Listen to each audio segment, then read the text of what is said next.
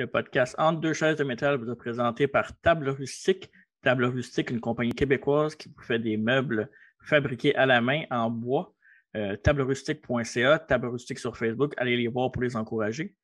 Et par Gourou, la boisson énergisante biologique québécoise depuis 1999. Bon podcast.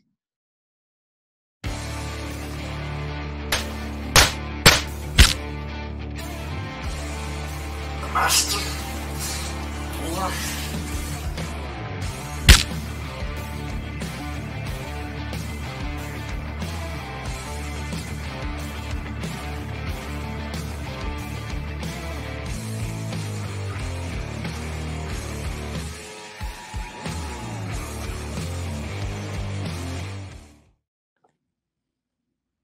Et bonjour, une édition du 12 novembre 2022 du podcast de lutte Entre deux chaises de métal. Le podcast de lutte animé par l'Encyclopédie de la lutte, moi-même TJ.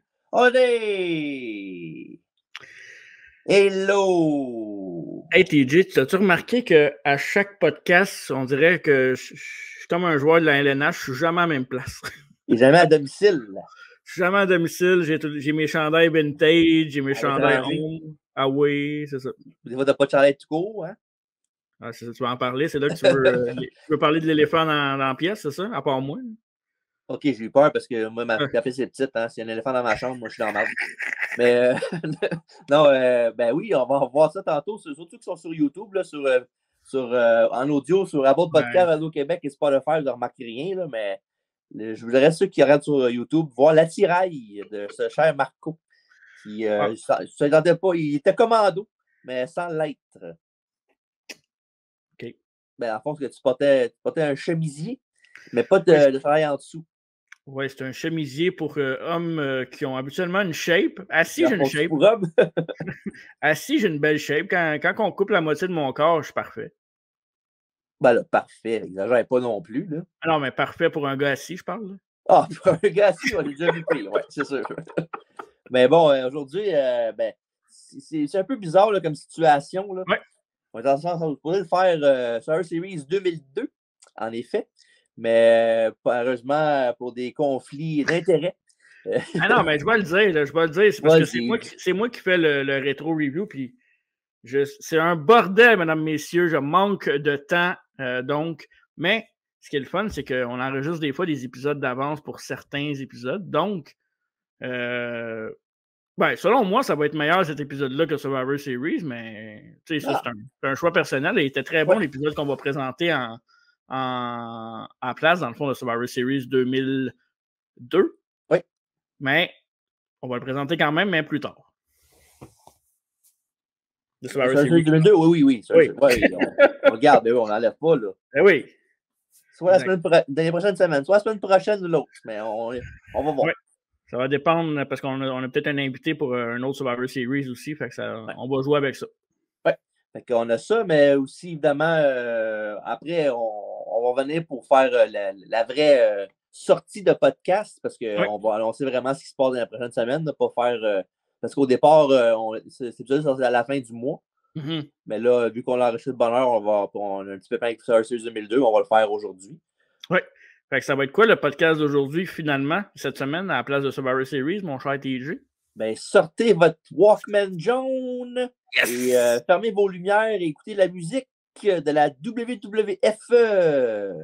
Ouais.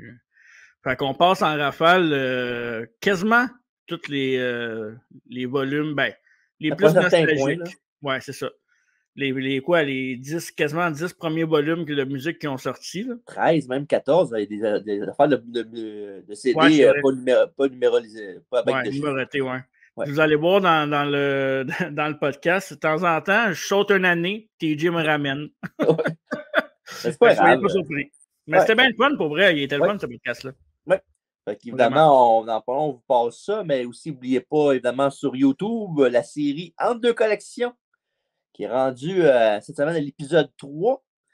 Et manquez pas ça sur YouTube. Puis envoyez-nous vos photos de bébelles. On veut les voir pour les mettre dans les épisodes futurs du show YouTube et TikTok. Oui. Oui. Fait que manquez pas ça, surtout. Puis à la fin, quand on va faire la vraie sortie de podcast, j'ai une petite annonce à faire pour les prochaines semaines. Fait que manquez pas ça. Fait que es-tu prêt qu'on paye sur Play, Marco? Oui, hit the music, monkey.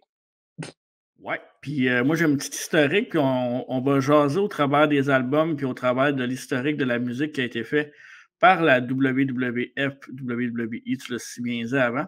Ouais. Puis on ne perdra pas de temps parce qu'on va aller directement au premier vinyle qui s'est fait, mon cher TJ, et ça s'est fait en 1985. Donc, le Wrestling Album. Yes. Donc, ceux qui nous écoutent sur YouTube, vous pouvez voir la pochette. Ceux qui nous écoutent en audio, vous allez entendre de magnifiques extraits. Donc, The Wrestling Album avec la chanson Land of a Thousand Dance comme chanson thème, mais aussi il y avait des chansons de Roddy Piper, Jesse Ventura et entre autres Macho Man dans cette très belle compilation vinyle de Wrestling Album. On voit plusieurs lutteurs aussi sur la pochette vinyle. Ouais. C'est peut-être quelque chose que j'aimerais me procurer éventuellement, ça. Mais c'est pas Alfredo qui l'avait montré qu'il l'avait dans sa collection? Oui, Alfredo, il a ça dans sa collection, mais évidemment, 1985 puis vinyle, ça va un peu avec l'âge de l'Alfredo. Oui, il venait d'avoir 30 ans à l'époque. Oui, exact. Donc, des Wrestling Albums.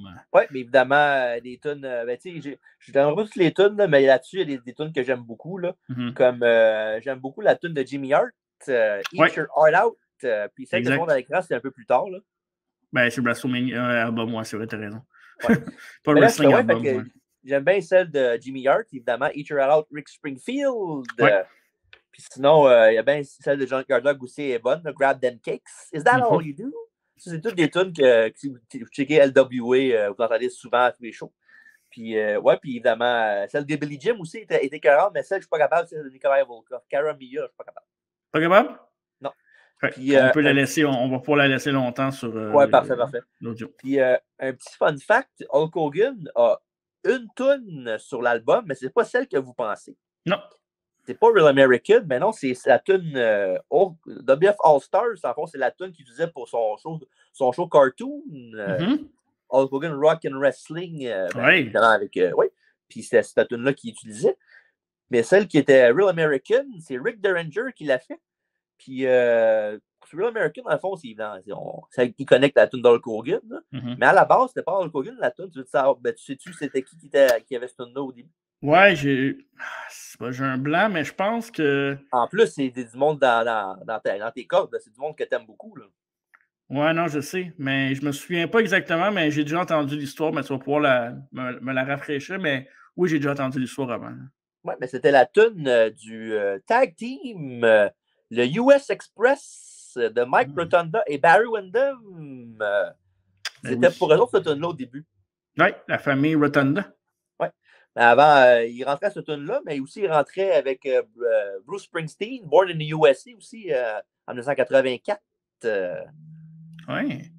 Fun fact, Born to the USA, c'était la chanson de mon cousin dans la lutte indépendante au Québec. Oh, cool. Serge Roland? Non, Martin Landry. Ah, Martin Landry, parfait. Oui, fait que évidemment, c'est. Ah, ben non, t'as raison, c'était Serge Roland. Ben oui, c'est vrai, t'as raison. Ah, tu vois. Tu sais tout, toi, tu sais vraiment tout. Pas l'encyclopédie pour rien, voilà. Là. Exact. Ouais. Fait que c'était le premier album, évidemment, qu'ils ont sorti. Puis je pense que ça avait un très gros succès à l'époque, évidemment. Là, c'était pas la musique, surtout dans le temps où il n'y avait pas de. C'était pas comme aujourd'hui, il n'y avait pas de DVD, il n'y avait pas de jeux vidéo tant que ça, il n'y avait pas de téléphone cellulaire. Fait que écouter de la musique, c'est pas l'un des affaires les plus fun que le monde avait à faire. Oui, mais tu vas voir, par exemple, les premiers albums de la WWF n'ont pas connu un très gros succès. Oui, un bon succès, mais au niveau marketing, recette, si on veut. Ça n'a pas été les plus gros succès avant, bien sûr, 96. Mais avant ça, il y a un autre album avant de Wrestling Album. Il y a un deuxième album qui est sorti. Mean Gene! Parce que je voulais dire qu'il y avait une tune sur le premier album, c'était Tutti Frutti. Parfait. C'est tout. C'est tout? C'est Tutti Frutti. En 1993, la WWF, il va dans son deuxième album de WrestleMania album avec les Superstars. Hein? N'oublie un. J'ai oublié un? Oui, Pile Driver. Ah, j'ai oublié Parallel Driver, t'as raison. Pile Driver, la deuxième édition le deuxième des CD qu'ils ont fait en 1989, 8-9. Oh, ça a passé sur le radar, Parallel Driver, non? Ben, pas vraiment, là. Non? Non. OK. Vas-y. Ben, tu peux y aller. Ouais. T'as l'air plus au courant que moi pour Parallel Driver. Ben oui, ben, je l'ai oublié, je pense, Parallel Driver, t'as raison. Oui. Évidemment, il y a des succès là-dessus. Même une tune de Vince McMahon lui-même, Stand Back. Ah, ben oui, c'est vrai, t'as raison. Ouais. Sinon, il y a le team de Strike Force, Girls in Car, avec Robbie Dupree qui fait la tune. C'est vraiment une chanson super cheesy, vraiment le fun. René Dupree, t'as dit? Non, Robbie Dupree. Ah, OK. Son père. Ouais, ça doit être ça. Puis évidemment, il y a la tune de Coco Beware, Pile Driver, la tune thème. Ben oui. Ouais. Honky Tonk Man, l'excellente tune de Demolition de Rick Derringer. Là. Here Comes the Axe, Here Comes the Smasher. Évidemment, il y a un autre tune de Jimmy Hart, Crank It Up. Une tune qu'ils ont pris souvent pour les dark matchs qu'il y avait avant les galas. Les Babyface rentraient souvent avec cette tune-là de Jimmy Hart. Un fun fact de même. Puis, ouais. Puis, une tune de Billy Jim, une balade qui n'est pas très bonne, avec une personne qui s'appelle Gertrude, sa partenaire de show. Stand Back, comme j'ai dit. Un autre tune de Milo Gunn qui s'appelle Rock and Roll Uchiko, qui était une chanson reprise de Rick Derringer une couple d'années avant. C'est lui qui avait prêté, dans le fond, la mélodie pour l'album. Puis, une tune aussi, évidemment, à chaque CD de WWF, surtout les 2-3 premiers, il y avait une tune où il y avait beaucoup de monde qui chantait dessus, là, sur la même tune, je veux dire. Là. Il y avait... c'était le début des 89-93, ça a été le début de ce que les lutteurs chantaient pas mal. Là. Ouais, puis il y avait sur le premier album, on a parlé de Land of a Thousand Dances, qui était une affaire de collectif avec beaucoup de lutteurs. Sur celui-là, il y a If You Only Knew, avec dans le fond, il y avait les Hills, les Babyface qui chantaient de chacun de leur côté, puis ça faisait avec un genre de... La fin, c'est genre Ted DiBiase puis Hulk Hogan qui se parlaient comme une promo, dans le fond, là, back and forth. Là. Puis, fait que. Mais la meilleure tune, par exemple, j'ai parlé d'Emotion tantôt, là, mais la meilleure tune de l'album, puis une des meilleures de tous les temps, c'est la tune de Jive Soul Bro de Slickster Bébé. Fait qu'on en écoute un extrait, c'est ça? Yes, s'il vous plaît. Merci beaucoup. Sur audio seulement. Ah, c'est audio, ça. OK, parfait. Ouais, fait que ça, le deuxième album qu'ils ont sorti, c'est ça, le Pile Driver de Wrestling Album 2.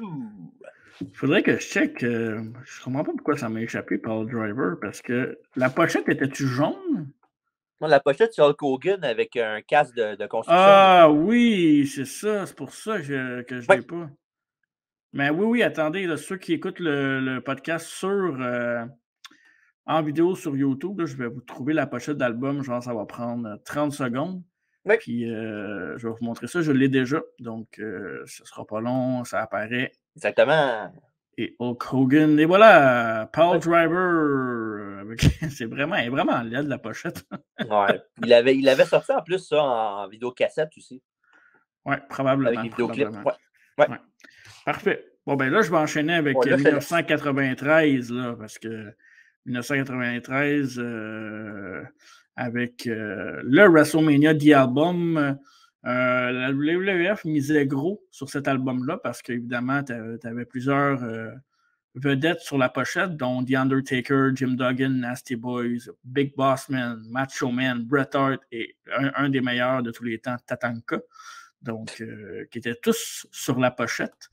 Malheureusement, pour la WWE, je dis malheureusement parce que il y a eu un échec de vente. Il y a eu seulement 91 000 CD vendus, pochettes vendues de cet album-là. Tu vas me dire 91 000, c'est beaucoup.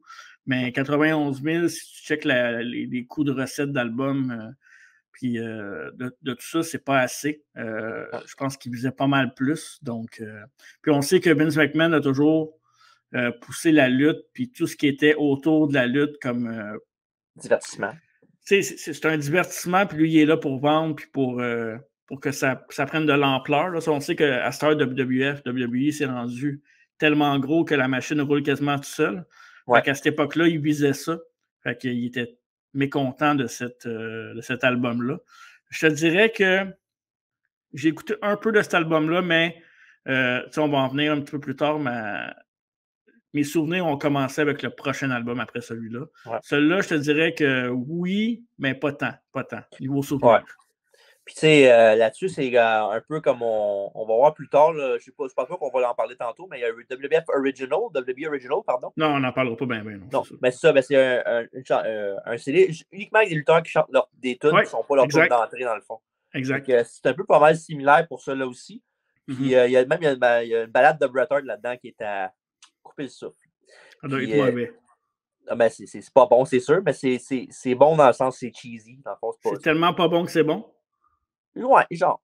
OK. Puis, ouais, fait qu'il y a ça. Puis, je me souviens aussi, sur la pochette tantôt, là, ce qui est drôle là-dedans, c'est quand ils ont sorti le CD, je pense que le 3/4 du monde là-dedans n'était plus là.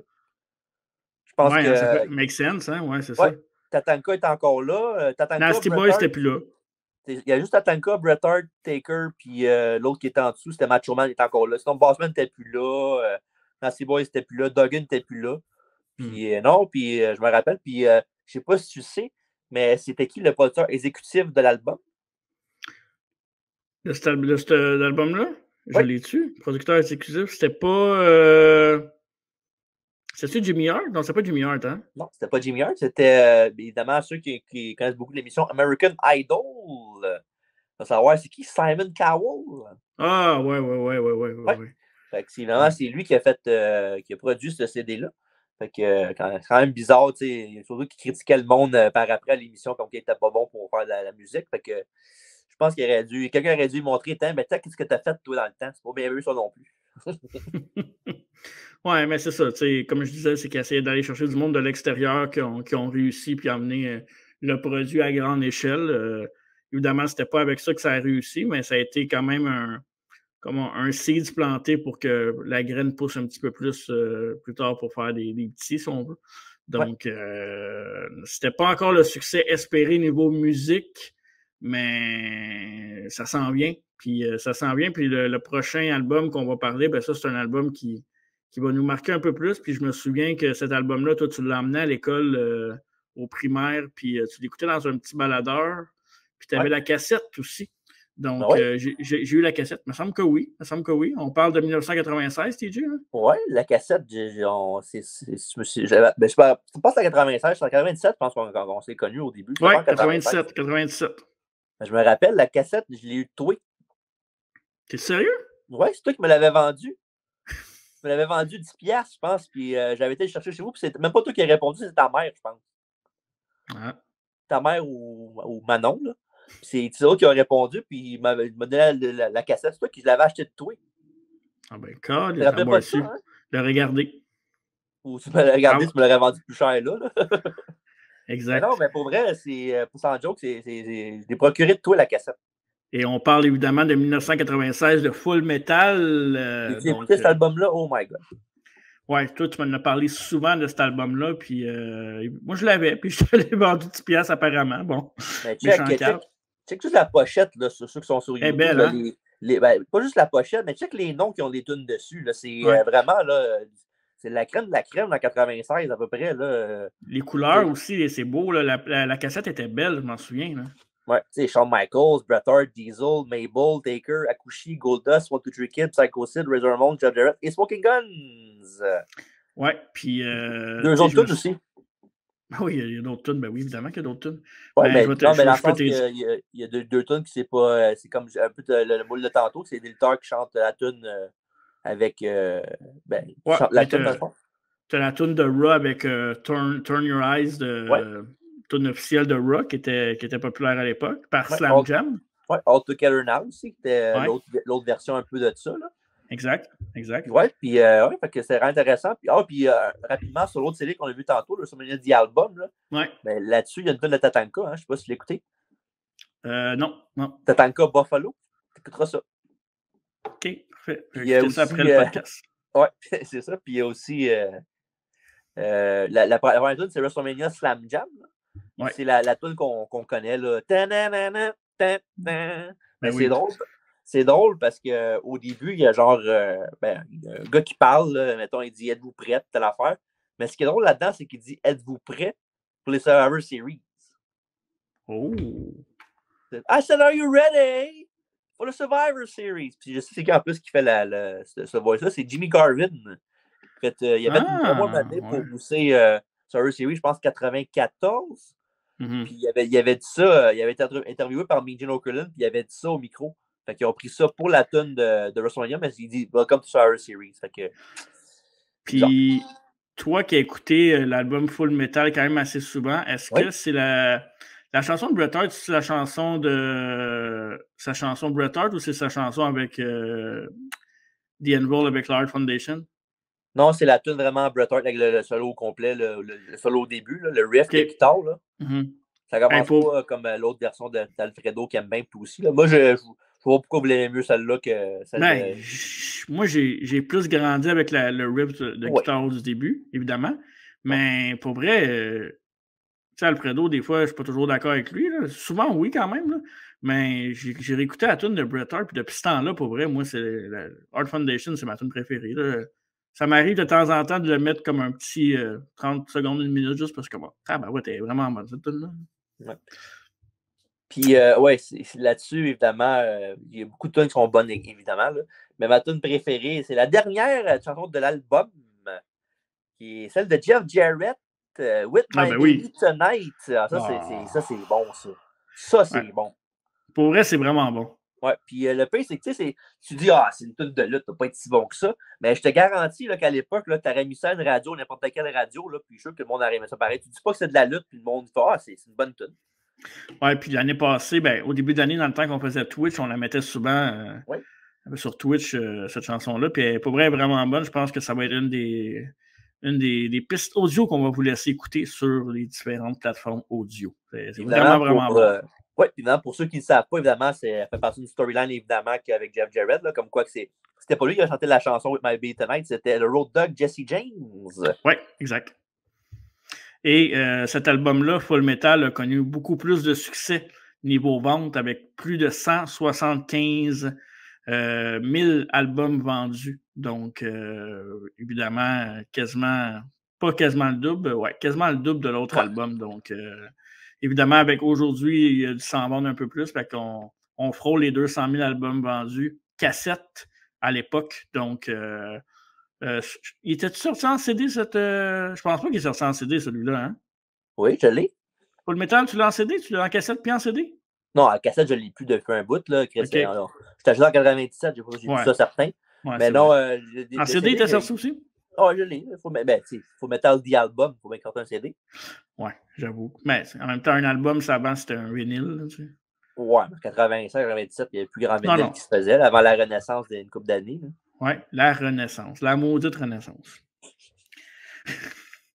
Donc, 2 ans plus tard, si tu veux bien que je continue dans cette allée-là, 2 ans plus tard, on va y aller avec le WWF Volume 2, mon cher TJ. Oui. Donc là, on tombe vraiment plus dans notre adolescence, puis dans notre dans la cour d'école, avec, oui, évidemment, Full Metal, qui est un peu plus lutte, mais celui-là, je trouvais qu'il y avait des tunes un peu plus... Moi, c'est un des CD que j'ai écouté peut-être le plus avec le 4. Là. Je te dirais, les tunes que j'aimais bien sur ce CD-là, mon cher TJ, en 98, on parle de fin 6e année, début secondaire 1. Évidemment, il y a toujours la tune de Austin qui était populaire à ce moment-là. Ouais. Mais moi, c'est The Rock. Rocky Maivia, c'était... là, c'est Destiny, celle-là. Là. Ouais, c'est pas la même. Rocky Maivia puis Farouk, Nation of Domination, c'était pas mal mes tunes que j'aimais le plus. Évidemment, Sexy Boy, qui était... On ne l'avait pas écouté autant qu'on l'écoute aujourd'hui, mais c'est un classique. Puis toi, je sais qu'en numéro 14 de cet album-là, tu as un petit faible pour cette chanson-là. Ça me rappelle plein de souvenirs en ce début de tune-là. Mais non, ce que je me rappelle le plus dans ce CD-là, 3 affaires dans le fond. C'est qu'il y avait beaucoup de tunes là-dedans qui disaient beaucoup de voice-over des lutteurs. Oui, exact. Comme Undertaker, il en parlait beaucoup. Austin aussi, il parlait beaucoup dans sa chanson. Puis Mankind aussi, évidemment, il y avait le début de sa... il y avait le début de sa tune normale. Il parlait au début, il y avait le début de sa tune normale. Puis il y avait la tune qu'il y avait quand le match finissait, plus douce. Il y avait les 2 tunes sur le même. Puis je me rappelle, il y avait beaucoup de monde qui parlait. Ouais. Puis deuxième affaire qui m'avait pas fâché, mais whatever, c'est la tune de Bret Hart. C'est pas la tune vraiment, c'est You Start the Fire, la tune qu'ils ont faite par après la vidéo hommage, si on veut, à lui. Là. Puis, tu sais, c'est une bonne tune, mais quand tu sais pas que tu as le CD, tu penses à la tune de Bret Hart, puis c'est ça qui joue, t'es comme bizarre un peu. Puis à l'époque, on n'avait pas vraiment rien qui nous disait que ça allait être cette tune-là. On achetait le CD en disant Bret Hart il est long. Là, tu mets sa tune, puis tu fais comme Chris, c'est pas la tune à Bret, ça. Ouais. Puis, dernière affaire, c'est la tune Sexy Boy de Shawn Michaels. Sur cet album-là, tu l'as écouté? Tu l'as écouté? Mais oui. C'est pas c'est un gars qui chante la voix, qui chante la tune de Shawn Michaels, mais c'est pas Shawn Michaels. C'est pas Shawn. C'est pas les bonnes. Ce CD-là, niveau version, c'est pas top-notch. Ouais, j'ai écouté ça. C'est qui ce gars-là qui chante? T'sais? On aurait dit un peu Michael Hayes, un peu. Ouais, si on veut. Ben, c'est un peu décevant, honnêtement, comme CD. Parce que là, on tombait plus dans. Je trouve que c'était un coup de marketing un peu raté parce que tu avais beaucoup de tunes populaires que nous autres, on pensait qu'on allait aimer, mais tu sais, les voix par-dessus, Bret Hart, mais ça a marché à côté, ce CD-là, TJ.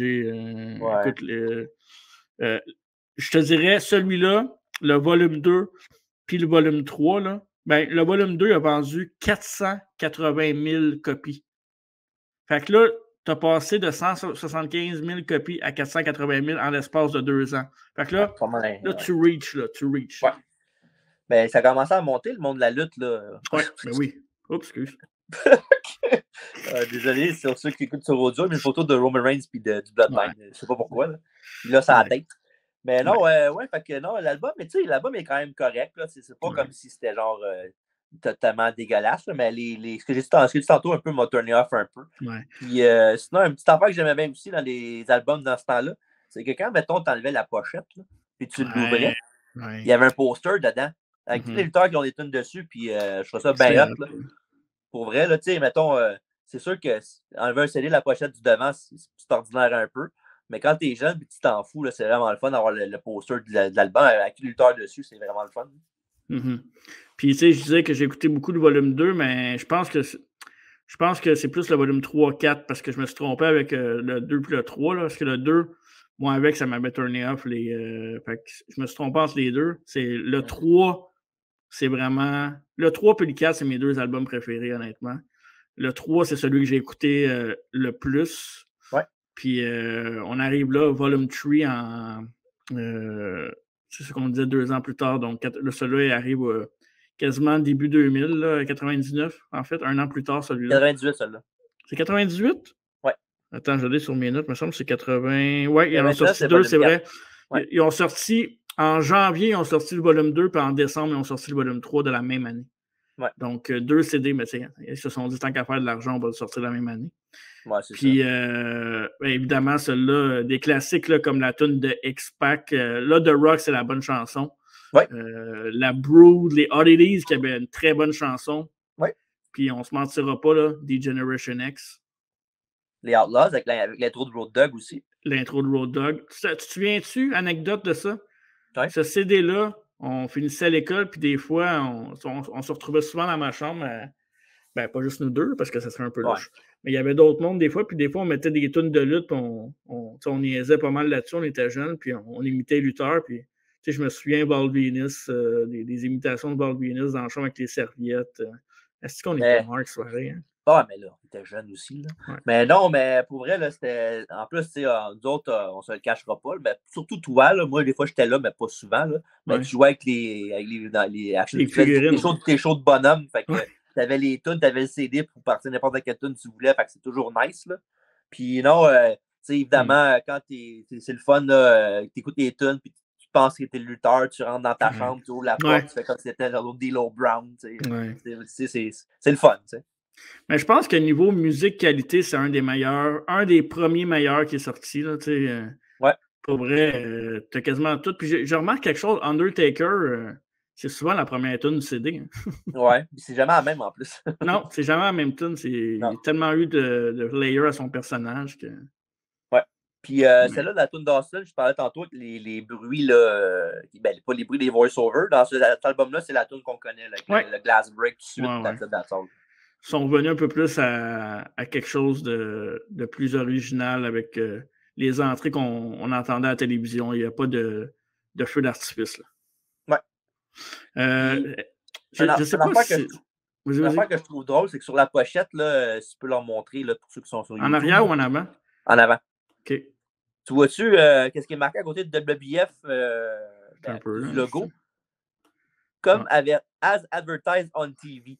Fait que c'est bizarre. D'habitude, ils ne mettaient jamais ça là, sur les albums de WBF. Là. Comme ils disent, comme annoncé à la télévision. Tu sais, quand ils font les offres de télé-annonces ou whatever. Ah, ouais, je vois ça. OK, c'est bon. Puis, tu sais, mettons, ils disent tel qu'averti à la télévision, voici l'ensemble de balayeuse, telle affaire, mettons. Ouais. Mais c'est bizarre. C'est rare qu'ils faisaient ça sur les albums de WBF, puis ils l'ont fait là-dessus. Ils ne faisaient jamais ça avant. C'est vrai. Et puis là, en plus, on était dans l'Attitude Era avec le WBF et l'Attitude Era. Puis j'aime bien les marches de métal, là, si on veut, là, des escaliers de métal en arrière qui fait très cette époque-là. Là. Fait que c'est très cool. Avant de passer au prochain, est-ce que c'est dans ton top 3 des albums préférés sur le 3? Ben, il est bon, mais j'aime plus le prochain, moi. Oh! Et parlons-en du prochain, parce que le prochain, ben, c'est. Vous le voyez sur YouTube en arrière de notre background. Avec le 3, c'est les 2 albums les plus vendus du côté de la WWF avec 1 million d'exemplaires vendus. Volume 4, qui est très vendeur, la pochette très DX. Donc, très belle. Pour vrai, c'est niveau pochette avec Full Metal, c'est les 2 pochettes que j'aime le plus. Niveau chanson, si je ne me trompe pas, il y avait des bonnes tunes pareil là-dessus. Ben oui, c'est bon, là. Jericho, Vince McMahon. C'est quoi qu'il y avait d'autre? Toujours un fait pour celle de Tess. Tess, ouais. Mr. Ass. Mr. Ass, Celle de Christian n'est pas écœurante, là. Hein? Celle de Christian n'est pas écœurante, là, Blood Brother, là. Puis, il y a une affaire qui me gossait un peu du volume 4, c'est que, qu'est-ce qui était le fun, c'est qu'à chaque année, on espérait avoir des nouvelles tunes. Puis, moi, le fait que Mankind puis Austin soient encore là, là, tu vas dire c'est Austin puis Mankind, c'est sûr. Mais tu sais, Taker, c'est Ministry, donc c'est une autre version encore une fois. Ben, eux autres aussi, c'est pas les mêmes versions, Austin puis Mankind là-dessus. Là. Non, c'est ça. Je sais, mais je sais pas. Taker, au moins, il y avait des layers, tandis que Mankind et Austin, ben, c'était quand même les mêmes personnages. Là. Ben, tu sais, ça reste quand même 2 des plus grosseurs de la compagnie. C'est comme un peu niaiseux de ne pas les mettre. Mettons, t'aurais Mickey à la place, mettons, Terry Runnels, PMS, c'est pas le même cachet. Non, je sais. Non, je sais bien. Là. Je sais bien, mais tu sais, je me souviens qu'à l'époque, c'était l'affaire qui me gossait le plus. Quand le volume 4 est arrivé, on dirait j'étais content, mais j'attendais peut-être un peu plus de lutteurs préférés. C'est peut-être plus ça aussi. Là, tu veux tes tunes, évidemment. Mais Jericho, c'est Jericho puis My Time, c'est les deux chansons que j'ai écoutées le plus souvent, tout album confondu, je te dirais. Moi tout album confondu en général, tu parles? Je pense que oui. Je pense que oui. Ben moi, juste cet album-là, je te dirais que D'Lo Brown, c'est vraiment un go-to. C'est vraiment bonne, sa tune, pour vrai. Là. C'est catchy au bout. Puis j'ai dit tantôt, Tess, j'aime bien la tune. Je sais pas pourquoi, mais c'est quelque chose. Là, mais... Puis, fait que là-dessus, non. Puis comme tu dis tantôt, la tune de Mankind puis de Austin, mais celle de Mankind, c'est celle qu'on connaît avec le char qui flippe, puis tanana, tanana, tanana. Très bonne intro. Là. Ouais. Puis celle d'Austin, ben, c'est une tune chantée par un autre groupe. C'est H-Block, je pense, ça s'appelle. Ouais. Puis c'est la tune, ben, c'est une tune d'Austin, mais c'est pas vraiment une tune qu'il a pris pour rentrer avec. Là. Non. C'est Oh Yeah. Puis non, c'est une bonne tune, c'est juste que c'est pas une tune qui est utilisée à la télévision pantoute. Ben, tu sais, avec cette tune-là de Oh Yeah, tu voyais tranquillement la transition vers le prochain CD. On n'en parlera pas tout de suite, là, mais il y a une transition qui s'en vient vers le prochain CD après qui a un style un peu plus hip-hop, si on veut. Donc, tu voyais déjà un peu la marque sur le volume 4 qui changeait un peu d'attitude. Puis, écoute, non, je pense que My Time, c'est ma préférée. Ouais, bonne, pour vrai. C'est une des bonnes tunes. Triple H, que tu l'aimes ou tu l'aimes pas, il y a toujours eu des très bonnes tunes d'entrée. DX, peut-être pas Hunter Stemsley. Ben, c'était pas mauvais, là, ça allait bien avec le personnage, là, mais My Time, puis tout ce qu'il a fait avec le groupe Motorhead, c'est du bonbon, Evolution et tout. Jericho, évidemment, il venait d'arriver, ça faisait pas longtemps, fait que d'avoir la tune de Jericho, c'était parfait. Ouais. Puis, plus belle pochette avec Full Metal, selon moi. Quasiment ex aequo, mais peut-être que Volume 4 un petit peu plus beau, un petit peu plus belle la pochette. Ouais. Mais j'aime bien Full Metal aussi, même si je l'ai moins écouté, je l'aime bien quand même. Ouais. Non, c'est... il savait quoi faire pour attirer l'œil du... Ouais. Très catchy. Ouais, très catchy. Fait que ça, c'est nos tunes préférées. Dites-nous dans les commentaires les tunes que vous préférez.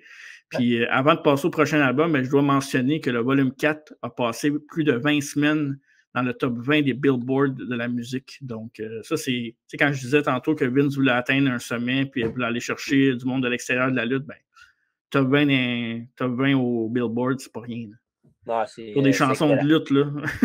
Ouais, exactement. Fait que c'est quand même quelque chose. En mars 2000, mon cher TJ, c'est là qu'est arrivé, quand tantôt je disais un peu la transition vers le monde hip-hop, si on veut, avec le WWF Aggression, avec plusieurs collaborations.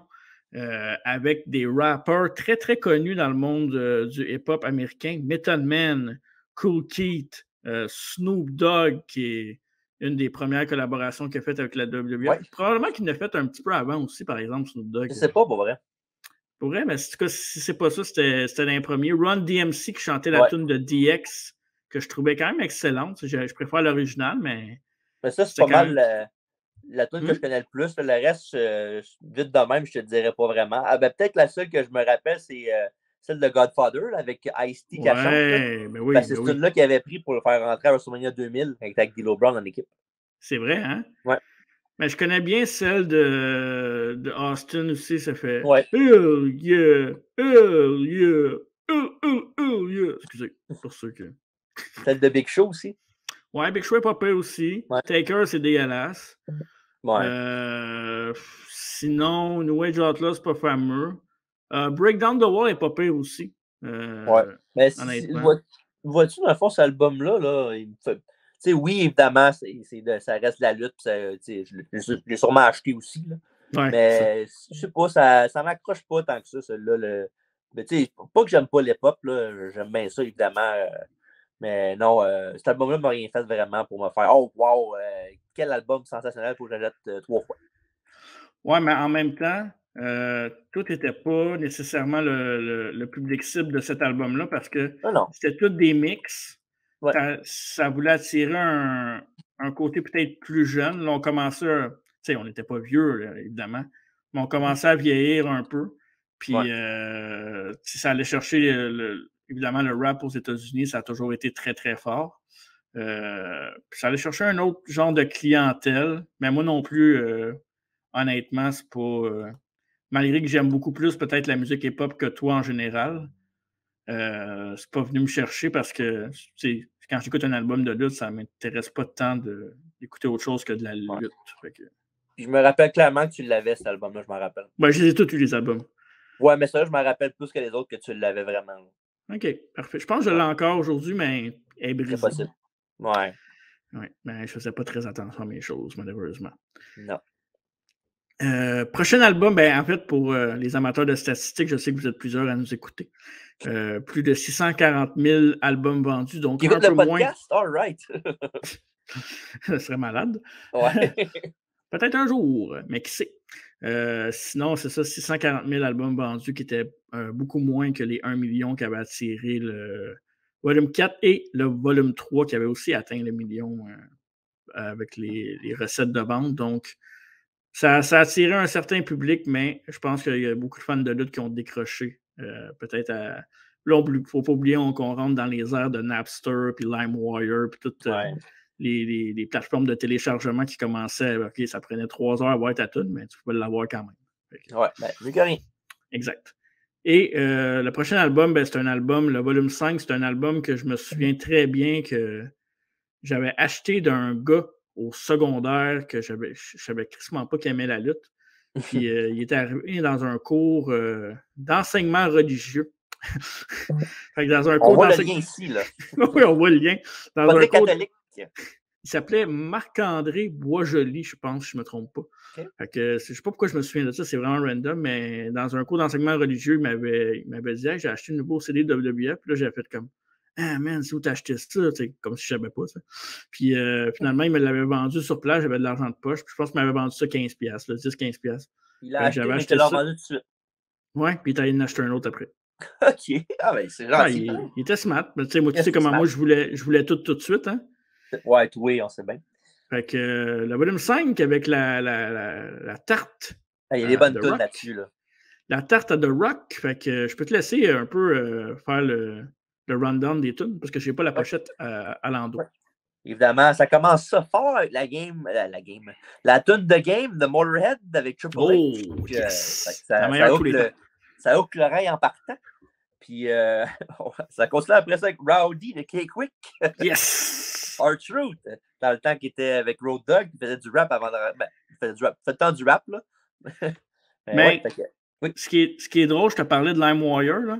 Ouais. Sur un CD que je m'avais fait graver, parce qu'à un moment donné, c'était à la mode de graver des CD, j'avais Roddy, j'avais cette tune-là avant que le volume 5 sorte. Fait que, ouais, ben elle est bonne la tune pour vrai. Ouais, elle est bonne, elle est catchy, c'était très bon. Ouais.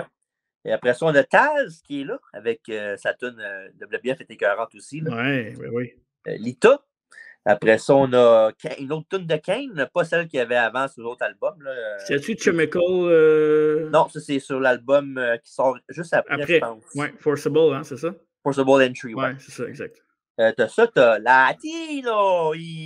C'est bonne. Une tune de Billy Gunn, évidemment. Mais pas Assman, c'était The One Billy Gunn. Là. I've got it all. T'es pas bonne, ça. La seule tune que Dave... Dave, c'est la seule tune qu'il aime de cet album-là. What About Me? What About Raven? Avec la tune avec les bruits de corbeaux. Ouais, très bonne chanson. Ouais, vraiment bonne chanson pour vrai. China. Don't Treat Me Like a Woman, Treat Me Like a Man. Est-ce que China, là, parce que je trouvais que le son de la tune, ça commence très fort, c'est bon, là, elle est bonne la tune à China pour vrai. Est-ce que c'est Johnston qui l'avait fait, cette tune? Ouais. Oui, là-dessus, ben, c'est marqué ceux qui n'a pas fait, c'est genre la première et la dernière. OK. Fait que non, parce qu'elle est excellente, cette tune-là pour vrai. Hein. Oui.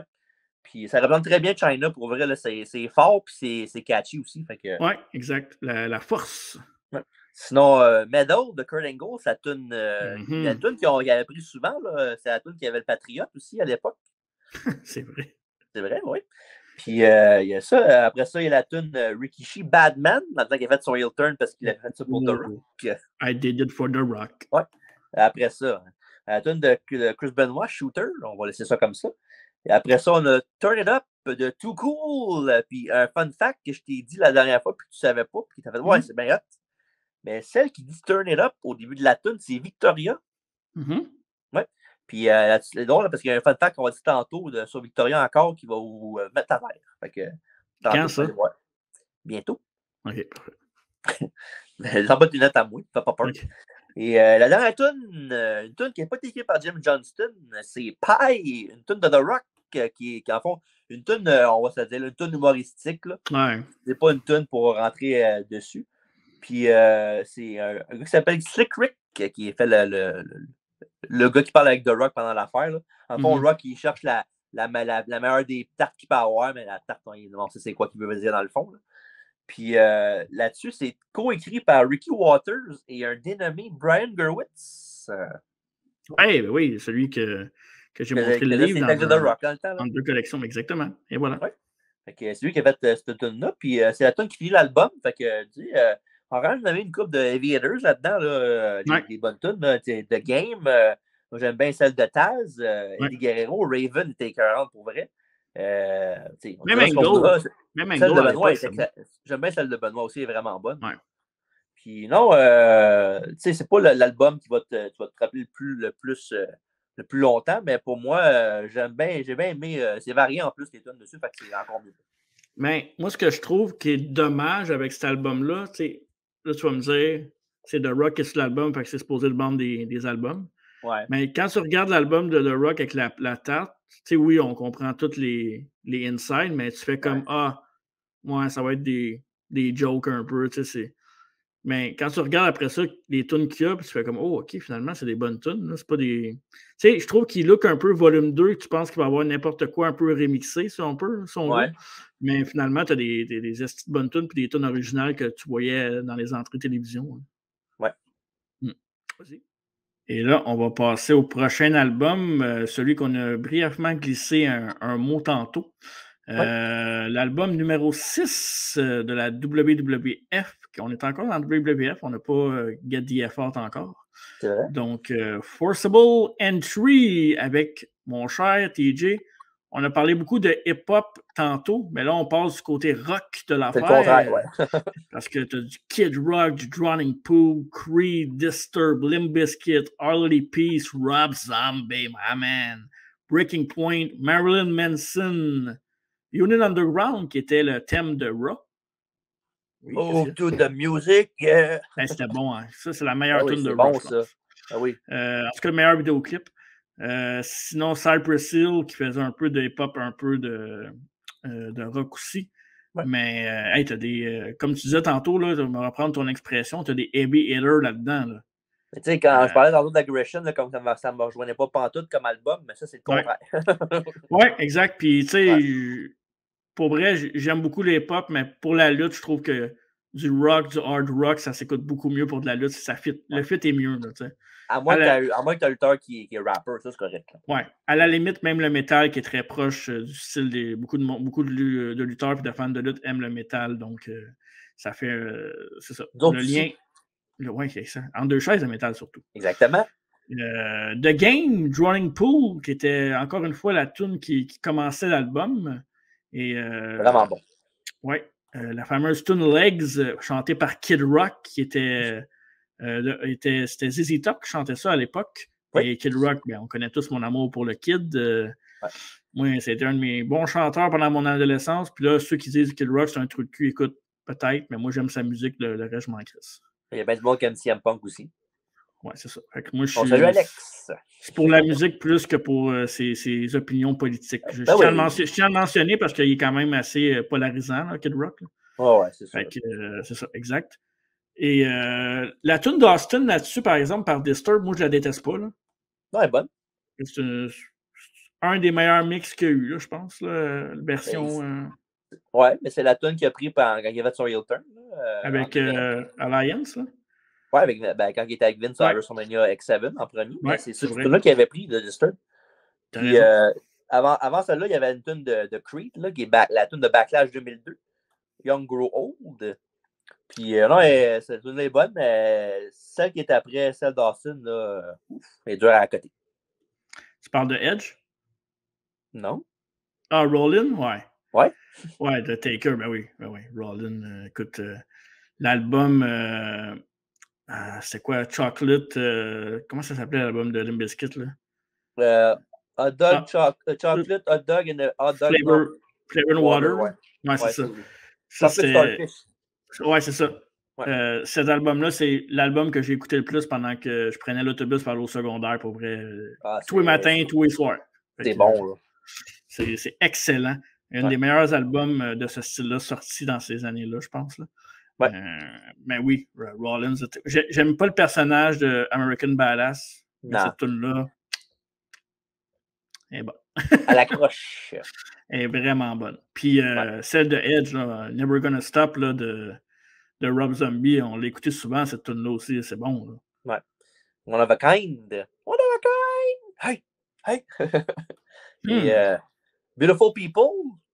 La tune de SmackDown, la tune thème de SmackDown. Dans le temps qu'il y avait le point.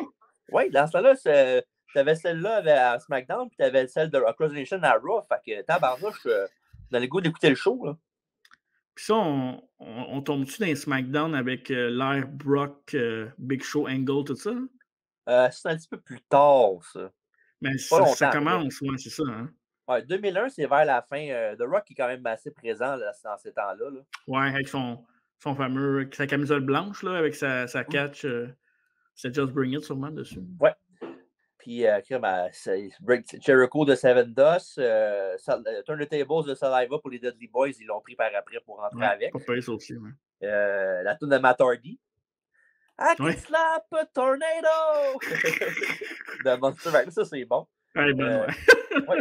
End of Everything, la tune de Raven, un peu remixée, mais le même beat que la tune qu'il y avait sur l'autre album d'avant, mais avec des paroles, puis c'est vraiment, vraiment bon pour vrai. La tune 10 de King of the Ring 2002, de Neurotica, A Ride of Your Life. Oui, c'est vrai.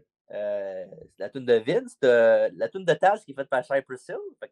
C'est pas ça fait très bien, là, pour vrai, là, c'est vraiment le gars que là-dedans, tu check, wow, c'est fait vraiment avec le titre de lutteur pour la tune. Puis la tune de Lita, la tune de Kane que tu parlais tantôt, la nouvelle. Oui. Slow Chemical de Singer Eleven. C'est ça. Ouais. Puis ça se finit là-dessus l'album, mais non, pour vrai, là, dans tout cet album-là, quand j'ai tout aimé les tunes, il n'y a pas une tune là-dedans que je fais bof. C'est vraiment pas bonne. La seule que je te dirais peut-être, c'est la tune de Backlash 2002, mais même encore là, elle est très bonne. Ouais, t'as raison. Ma chanson préférée. Préférée, par exemple, c'est plus tough. Là. Ouais. Mettons, c'est tough. Ouf. Mettons, il va lutteur. J'aurais pas le choix d'y aller avec. Je vais choisir. Je vais choisir Rollin, j'ai pas le choix. Okay. Moi, je prends Kane. Ouais? Ouais, mais ouais, elle est vraiment bonne la tune pour vrai. Là. Kane avant Edge puis avant Rollin. Ouais. Ah, ouais. Ouais. Elle est bonne la tune de Kane, là, pour vrai. Là. OK. Ouais. T'as le droit. Ouais. Puis j'avoue qu'après ça, je te dirais Never Gonna Stop. Puis là, tu parles juste de lutteur, là, tu parles? Ouais, pas des shows. Parce que Beautiful People puis Impersonation, c'est dur à côté aussi. Là. Ouais. Les deux tunes de Raw et SmackDown. Là. Beautiful People, pour moi, passe avant Across the Nation parce que j'étais plus un fan de Manson à l'époque que Across the Nation que je connaissais pas. Là. Mais j'écoutais plus les tunes de Manson. Manson n'avait pas fait une tune pour Edge aussi, me semble? À un moment donné, non? Non, j'espère que je me suis trompé. Non, je pense pas. Non, il a fait 2 tunes pour la WWE, mais il n'a pas fait de tunes pour Edge. Il y avait une couple de tunes thèmes dans les pay-per-view. Il y avait, je pense, Judgment Day quelque chose. Il y avait 2002, je pense que c'était Fight Song qu'il avait pris. Là. Ouais, c'est ça, exact. Ça, c'est une assez bonne tune, ça aussi. Ouais. Donc, mais non, pour vrai, là, je pense que c'est un des meilleurs albums, là, top to bottom, qu'ils ont fait. Là, sans vraiment être genre tune de lutteur là, tout le temps. Là. Mais non, je vous le recommande pour vrai, il est vraiment bon. Puis, tantôt, je te disais le volume 3, volume 4, mais qu'est-ce qu'il est pas, celui-là? Il est fort en maudit, là. On dirait qu'en checkant mes notes, les chansons, je suis comme plus sûr, là. Tu sais, c'est quoi, là? Pour moi, personnellement, c'est le dernier album que j'ai acheté et que j'ai écouté. T'as pas acheté l'autre d'après? Non. T'es sûr de ça? Moi, je suis pas sûr que tu l'avais, cet album-là. L'anthologie, là. Ah oui, c'est vrai, parce que oui, excuse, t'as raison. Parce qu'il y a l'anthologie avant le volume 7. 3 CD, l'anthologie, c'était vraiment... C'est Chris, divisé en 3, évidemment, il y avait les lutteurs plus Golden Era, mettons. Là. Ouais. Il y avait celui-là, il y avait les Federation Years, il y avait Attitude Era, en fond, il y avait de 98 à 2000-2001. T'as raison. Puis les tunes, le 3e CD, c'est les tunes actuelles là, avec les lutteurs qui avaient du moment. Là. Puis non, cet album-là, pour vrai, là, évidemment, c'est comme un peu triché parce que tu as 3 albums dans un. Là. Mais non, cet album-là aussi est vraiment bon. Là. C'est pas mal, comme tu dis, c'est pas mal les derniers bons albums qui ont sorti. Là. C'est une pièce d'anthologie, en tout cas. Ouais. Puis, ouais, non, là-dessus, là, t'as des heavy hitters, là, en maudit. Là. Je sais, on le dit souvent, c'est pas de dire ça, heavy hitters. C'est vrai. Mais non, mais pour vrai, là, j'ai juste le premier album, là, puis je tombe à terre, là, ça vaut à peine juste pour le premier CD. Là. Je vais vous montrer les pochettes sur YouTube aussi, là, qui sont quand même assez. Pour vrai, c'est pas les plus belles pochettes, mais c'est une très, très belle pochette à avoir. Puis on parle souvent de collectionneurs, puis dans 2 collections, là, ça, c'est. Si mettons, t'en as un que tu dois acheter, puis que tu veux juste en acheter un, c'est celui-là. Ouais. Parce que ça regroupe pas mal plusieurs époques. Mm-hmm. Puis c'est un peu pour tout le monde, dans le fond, avec Anthologie. C'est qui est sur l'Anthologie? C'est-tu Shawn Michaels, ça? Ben, il y a Hogan sur le côté, il y a Hogan, il y a Shawn, puis The Rock. Non, mais le gars qui est sur la ramp, là, c'est-tu. C'est drôle que tu en parles parce que pendant tellement un long moment, là, le monde se demandait c'était qui pour vrai là, qui était là. Tu te dis, ah, c'est pas un lutteur qu'on connaît, me semble ça. Mais finalement, c'est Booker T. T'es sérieux? Oui, parce que tu sais, Booker T, il arrivait de même puis il faisait, mettons, là, son. Quand il avait ça, il devait les bras puis il y avait du feu qui partait. Là. Puis tu vois un peu, son style de cheveux là, à Booker T. Sa crinière, ouais, c'est ça. Ouais. Mais tu vois, ça a été cherché pendant longtemps, puis quelqu'un qui l'a trouvé il n'y a pas longtemps, une couple d'années. Mais avant ça, quand ils l'ont sorti, ça a vraiment duré longtemps. C'est qui ça? Le monde, il y avait beaucoup de monde qui cherchait sur Internet, les shows par show, puis tout, mais c'est Booker T. Ouais, puis, OK. C'est cool. C'est cool à savoir. Puis, c'est ça, les CD avaient toutes leurs petites. Comme tu disais tantôt, le era, tu sais, même le petit CD, là, celui qu'on montre sur YouTube, c'est Hogan qui déchire son chandail pour les légendes. Faut oser les noms des lutteurs. Là. Je ne dirais pas les titres, là, mais les lutteurs là, dedans, là, c'est fou. Là. Hogan, Bret Hart, Bushwhackers, Macho Man, le mariage de Elizabeth Macho Man, DiBiase, Jake the Snake, Razor Ramon, la tune de Noel's Bard, le Warrior, Brother Love. Oui, mais oui. La tune est bonne pour vrai. Honky Tonk Man, 1, 2, 3 Kid, Bertha Faye, Flash Funk, Sonny, Lex Express, Shawn Michaels et Los Boricuas, Mankind et Smoking Gun, Psycho Sid, Tell Me a Lie, notre tune préférée. Oui. Owen Hart. Owen Hart, Road Dogg, Sable, Bret Hart, Diesel, Dude Love, Nation of Domination, Corporate Ministry, puis Dude Love encore un autre. Fait que c'est juste un CD, ça. Ouais. C'est un CD. Oui, exact. C'est fou, là, pour vrai. Là, sans joke, là, c'est vraiment. Là, ils ont mis le paquet là-dessus, là, puis c'est fou. Fait que c'est ça, comme tu disais tantôt, Federation Years, Attitude Era et Now qui étaient les tunes du moment. Donc, tu avais quoi, la Corporate, tu avais Dead Man Walking, je pense, avec Taker. Oui, si je me trompe pas. Même 2 fois, je pense. Dead Man Walking, donc tu l'avais juste une fois. Il me semble qu'il y avait les 2 versions. Il y avait celle-là, puis il n'y avait pas de musique. Faudrait checker, mais. Moi, ça joue sur l'autre. En tout cas, peut-être pas, mais ça me dit quelque chose. Non, c'est You're Gonna Pay, l'autre. OK. Fait que c'est pas la même, je pense. OK, c'est pas ça. Puis sinon, tu avais Shane McMahon dans les lutteurs actuels, dans la era actuelle, quoi qu'il aurait pu être dans l'attitude era aussi. Hurricane, Christian, Eric Bischoff, I'm back! Ouais, exact. Révérend Devon, même, ça tourne là-dessus. Ouais. Très, très beau souvenir pour vrai. Si jamais vous êtes un collectionneur et que ça ne vous tente pas peut-être d'acheter les 5-6 premiers, je vous conseille Anthologie. Puis vous savez me flasher, là, la tune Deadman puis celle-là, c'est la même tune. T'as raison. Sauf que il y a une tune qui a des paroles, puis l'autre, il n'y en a pas. T'as raison un peu, mais oui, t'as raison. Ouais, parce que l'autre, c'est You're gonna pay, you're gonna pay. Ouais, puis l'autre tune, c'est normal. Puis sinon aussi, il y a Billy and Chuck. Ouais. Il y a les deux tunes thèmes de pay-per-view aussi, c'est Armageddon. Ouais. The End is here! C'était bonne cette tune. Ouais, puis Fight de SummerSlam 2002 avec, évidemment, qui ont pris pour le match entre Shawn et Triple H. Puis Armageddon, je pense qu'ils l'ont utilisé juste une année en plus, si je ne me trompe pas. Non. Déjà, ils l'ont utilisé longtemps. Ils l'ont utilisé genre pendant 5 ans même, je pense. T'es sûr? Sûr, certain. Mais il l'avait utilisé peut-être pas 5 ans, mais je me rappelle que c'est minimum 3 ans. Il l'avait-tu utilisé pour le premier LNSL ou un LNSL, me semble? Peut-être.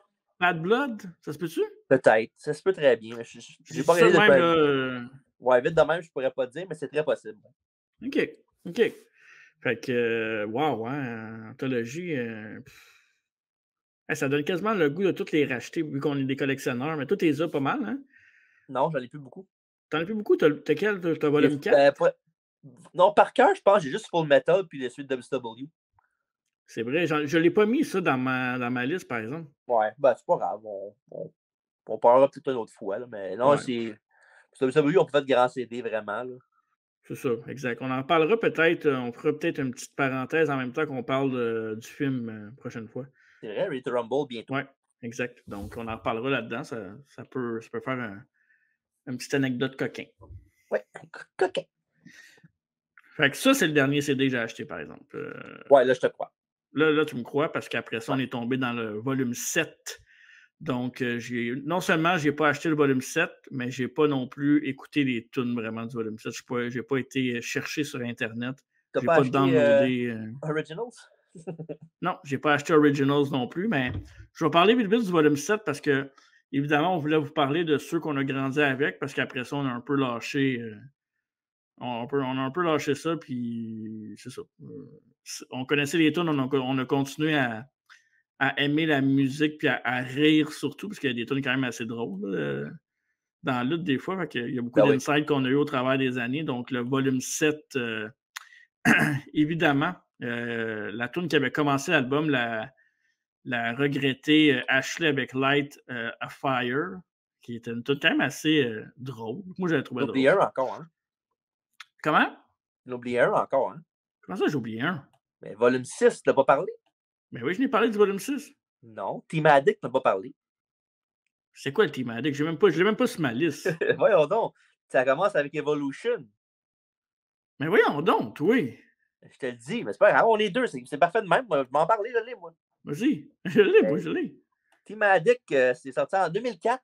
Tu sais, la pochette, là, c'est un gars qui est à terre, puis il essaie de prendre un CD plus loin, là. Un peu, là.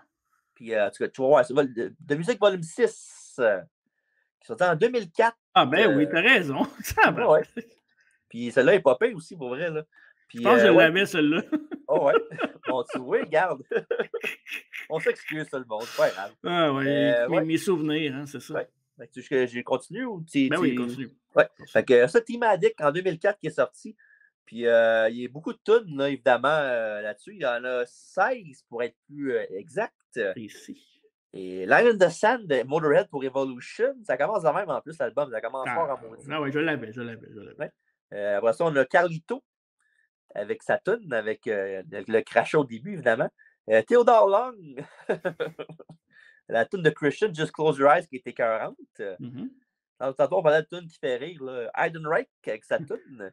Heidenreich. Ouais. Puis sais-tu qu'à l'époque, il y avait Paul Heyman comme manager? Paul Heyman comme manager, Heidenreich. Oui. Puis il dit, les deux parlent dans Heidenreich, il parle, mais Paul Heyman aussi dit Heidenreich dans la tune. Heidenreich. Ouais, ça fait du sens. Il me semble que je l'écoute, puis oui. Ouais. Il y a Diva Search après. Ça, c'est correct. Après ça, ça frappe fort. Ouh, Chavo! Après ça, un remix de Taker. Eugene, sa toune. Après ça, on est rendu à Victoria, sa toune I'm ready to mess with. Puis je te l'ai dit la dernière fois aussi, un autre fun fact là-dessus, c'est les vocals, c'est les Hood Stars et une certaine Nicki Minaj. C'est fou, hein, quand tu y penses que Nicki Minaj, la star qui est un household name, a commencé sur un CD de WBF qui a chanté de Victoria. Hein, comme quoi qu'il n'y a pas de sous-métier. Ouais. Charlotte Benjamin, Ain't no stop me, no! Il y a ça. Il y a Billy Kidman, une tune qui ne fait pas vraiment avec lui, mais elle est bonne. Ouais. Run if you want to. Elle fait tellement pas avec, mais elle est bonne. La tune de SmackDown, Rise Up. Puis 2-3 tunes de Gail Kim, sa première run là-bas. Tune de JBL, évidemment, un classique aussi. Puis la dernière tune, c'est une tune de John Cena, mais pas la tune Basic Togonomics, c'est sa tune de trademark qui s'appelle Untouchables. Fait que aucune relation avec Marco Estrada, puis Matt Angel, puis Thirst Toxic, Untouchables. Puis fait que une tune de John Cena pour compléter l'album. Si je me souviens bien, là, je pense que la tune de Billy Kidman, c'est une tune bonus après la tune de John Cena.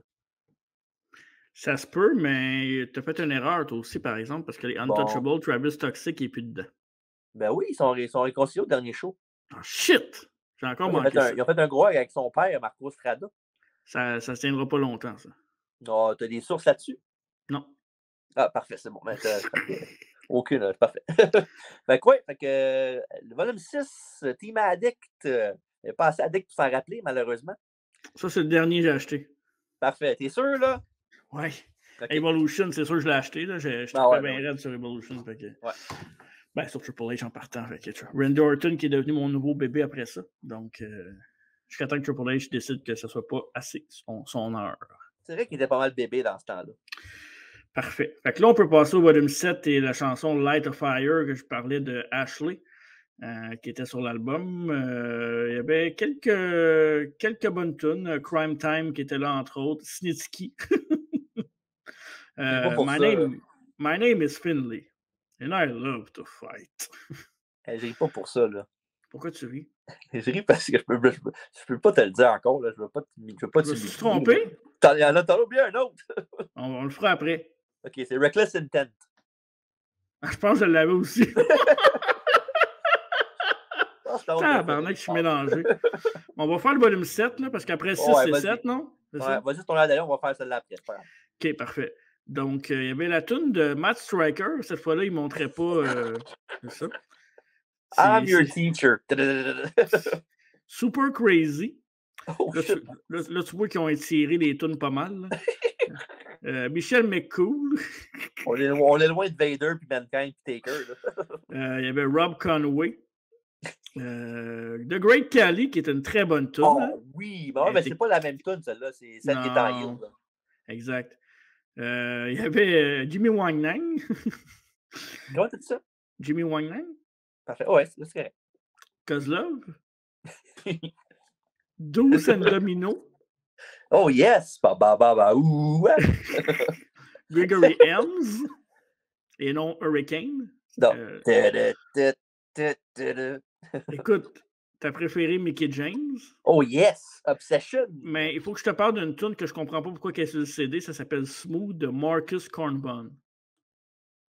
Pourquoi tu sais pas? Ben, il était là, Marcus Cornbun. Mais pourquoi c'est sur un CD? Ben, parce qu'elle est bonne la tune. Just call me smooth. Watch me do what I... Ben oui, arrête, non. Cut the crap, elle est vraiment bonne. Fuck dites-le sur YouTube. Dites-le qu'elle est bonne, la tune. Elle est pas bonne. Elle est très bonne. Fait que c'est quoi ton autre CD que j'ai oublié? Reckless Intent, c'est ça? Ah, c'est la dernière tune, celle-là, Marcus Cornbun? Non, il y a Damn de Farouk aussi. OK, parfait. Reckless Intent, oui, sorti en 2006. Avec la pochette est jaune. Elle est jaune, mais elle n'est pas belle. Non? Bref, oui, fait que ça commence avec Batista à Walk Alone de Saliva. Après ça, on a la tune de Randy Orton, Bird in My Light. C'est sûr, je l'avais. Ben oui, c'est ça. Ouais, puis c'est un barnouche. Voilà, un autre tune qui fait rire, la tune de Coach. À Caleport! Oh moi! Oh yeah! Everybody! Oh boy! Tune de Big Show, Crank It Up. La tune de Candice Michel, là. A Girl Like That de Troy Wilson. Une tune de Carlito. Nowhere 2006. La tune d'MVP, évidemment, qu'il a toujours gardé, là, avec le 1, 2. RVD, la tune de Mark Henry, 36 Mafia, préféré de nous deux. Somebody's Gonna Get It, là, la tune qu'il a pris par après. La tune qui a été champion avec, là. Ouais, la tune de Legs Like That de Zebrahead pour Maria Kanellis, qui était là. Mais ça, un petit fun fact là-dessus, c'est que c'était censé être la tune de Stacy Keibler, mais elle est partie avant qu'il fasse l'album. Fait qu'on donnait Maria Kanellis. OK. With Legs Like That, ce serait juste logique que ça soit Stacy Keibler. Elle a des belles jambes, Maria Kanellis. Ouais. Après ça, on a Kill Switch Engage, The Fire Burns, la tune de CM Punk, mais la tune de Randy Orton pendant un show aussi. Ouais, c'est vrai, t'as raison. Puis il termine ça avec POD, Booyaka 619, la tune de Rey Mysterio. Ouais. Et il finit ça évidemment en beauté avec Motorhead, King of Kings. C'est sûr que tu l'avais. Ouais, je l'avais, oui. Ouais. Ben, juste Batista puis Triple H, c'est sûr. King of Kings de Motorhead, c'est une de mes tunes préférées. Ben, tout ce que Triple H a fait, en fait. Veux-tu rire? Non. La tune bonus, il y a 2 bonus tracks qui ont sorti pour d'autres versions.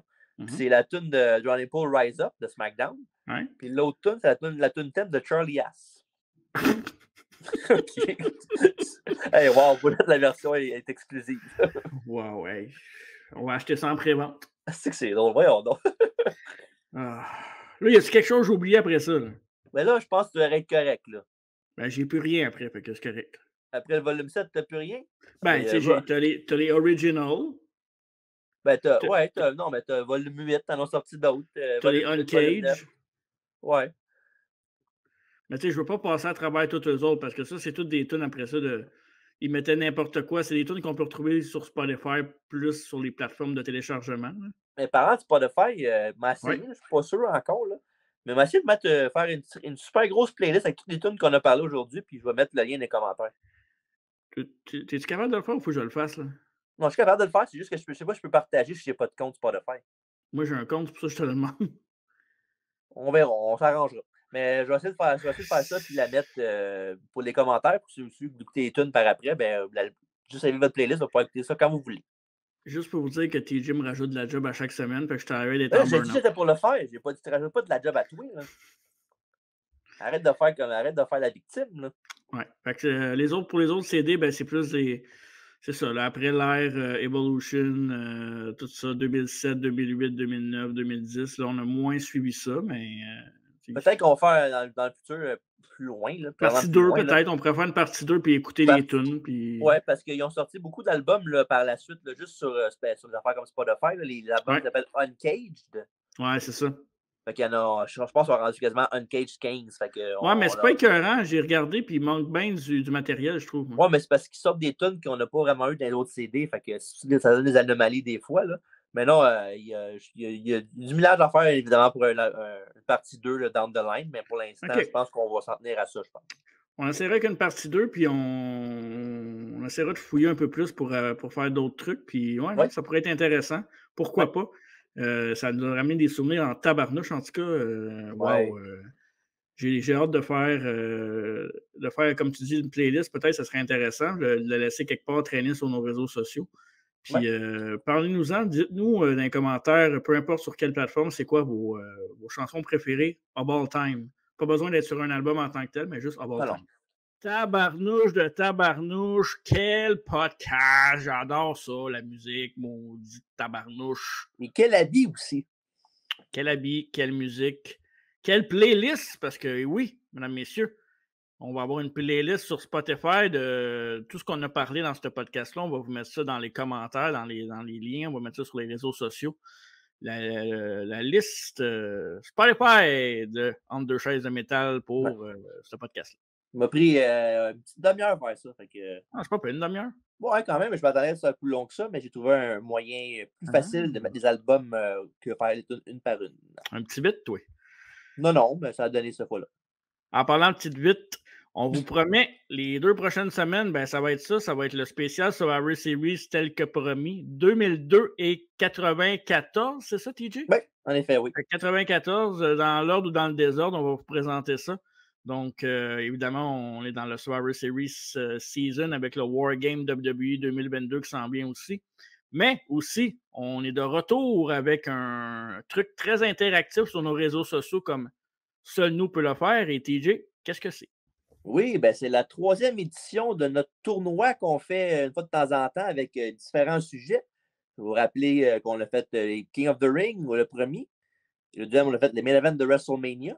Les tournois remportés par Owen Hart et... c'était quoi qui a gagné? C'était le Triple Threat de WrestleMania 20, hein, qui a gagné le... Oui, exact. Ouais. Shawn Michaels, Triple H, puis un autre gars. Ouais, c'est ça. Fait que pour la 3e édition du tournoi, ben, on est dedans, hein, évidemment. Survivor Series arrive à grands pas. Le vrai puis nos reviews. Fait qu'on va en profiter pour faire un tournoi à la ronde de 16 équipes Survivor Series de tous les temps. Les meilleurs des meilleurs. Les meilleures équipes? Ben, les meilleurs, évidemment. Les meilleures équipes d'après moi et Marco. Là. Ouais, OK. Ah ouais. Ben là, tu as dit un tournoi à la ronde. C'est pas fermé, ça, au mois de novembre, la ronde? Ouais, c'est ce qui est cache. On pourra pas aller voir le Gangrel puis la Brood avec Dave. T'attendais pas à ça, hein? Non, pas vraiment. Oui, fait que c'est un tournoi qui va à la ronde, mais pas à la ronde. Oui. Et fait qu'il va y avoir évidemment deux brackets, le bracket A et le bracket B. Et ça revient, hein, le tabarnouche, là. T'as vu un peu? Non, c'est correct, je l'ai Ah ouais, A puis B? Oui, bracket A, bracket B. Puis il va y avoir évidemment 8 équipes de chaque côté. Puis à la fin, évidemment, vous savez comment ça marche un tournoi quand même. Hein? Ouais. Puis je vous promets là, qu'il y a un Harley Race là-dedans. Ouais, parce que c'est ça que j'allais dire. Moi, le tournoi King of the Ring en les races, je trouve que c'était un tournoi faible. Il n'était pas là. Ouais, c'est vrai. J'ai pas donné sa chance. Mais bref. Ça va être partout. Ça va être sur Twitter, Instagram, Facebook et probablement TikTok aussi. J'ai vu qu'il y avait des trucs sur TikTok, des sondages qu'on pouvait mettre. Donc, je vais le mettre aussi sur TikTok. Pourquoi pas? Le plus qu'on est de fous, le plus qu'on rit. Donc, à partir de lundi, le 14 novembre. Maudit que ça va vite. Oui.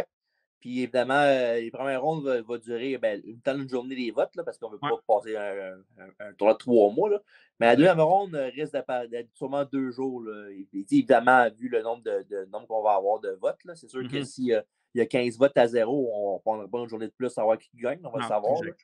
Mais non, fait que ça va être intéressant pour ça. Puis j'ai bien hâte de voir qui va être l'ultime équipe de survivants. D'après moi, si la $1 Million Corporation est dedans, ils ont des chances. Je te garantis qu'il n'est pas dedans. J'ai dit c'est les bonnes. C'est les bonnes. Ouais, ça paraît que j'ai pas eu mon mot à dire là-dedans. Non, toi, tu as un mot à dire là-dessus, sauf que je ne l'ai pas dit. OK, c'est bon. Parfait. Donc, c'est un rendez-vous pour la prochaine semaine sur les réseaux sociaux et la semaine prochaine pour le podcast. Et n'oubliez pas aussi que mercredi prochain, on va vous donner nos impressions du show de la Main Event Wrestling qui a eu lieu hier. Donc, ne manquez pas ça à travers la table. La semaine prochaine, on vous en parle en détail et d'autres nouvelles de lutte québécoise parce que oui, on sera présent dans d'autres shows dans le mois de novembre. Une première pour nous dans une fédération au Québec. On vous en reparle mercredi prochain. Oui, fait que ne manquez pas la semaine prochaine, mais lundi le tournoi et la semaine prochaine, un Survivor Series 2002 ou 94. Fait qu'en attendant, merci beaucoup d'avoir fait le beau podcast de musique avec moi. Oui. Puis juste avant que tu dises ton dernier mot de la fin, mettez dans les commentaires si vous avez aimé mon outfit parce que ça se pourrait que je le remette. Parfait. Fait que votez là-dessus en grand nombre. On a hâte de voir vos votes. Fait que merci beaucoup, Marco. Merci beaucoup, tout le monde. Oui. Et à la prochaine. Et surtout, allez, va!